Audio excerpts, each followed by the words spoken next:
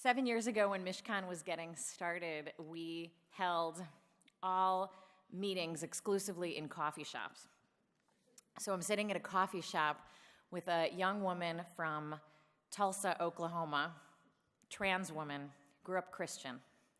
She is studying religion at the graduate level, converting to Judaism, and she can't get it out of her head that God created two genders, male and female, because it says so in Genesis. And so she, by virtue of being both a woman in a man's body, must have been a mistake. The Bible doesn't have a place for her. God doesn't have a place for her.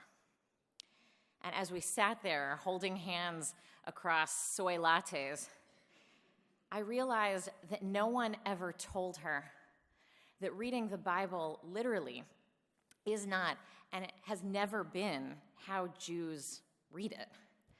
I wouldn't let her feel shame about how God made her and use the Bible as a proof text, because in my world, if the Torah is not a source for liberation, for expanding our moral horizons, seeing people in their fullness, then it is nothing at all.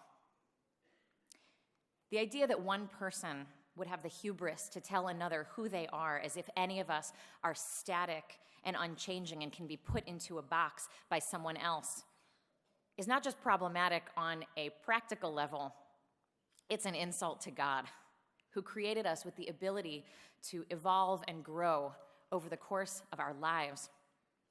I thought about how 2,000 years ago, 2,000 years after the Talmud was written, my conservative rabbinical school began ordaining gay and lesbian people and permitting rabbis to do same-sex weddings. I thought about how I, as a woman and as a rabbi, stand in radical contrast to the picture of a rabbi as he has existed for 2,000 years. And here I am.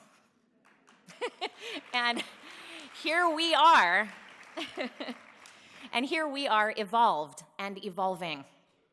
Judaism has a radical message of love and of equality and justice that is needed more now than ever in our world.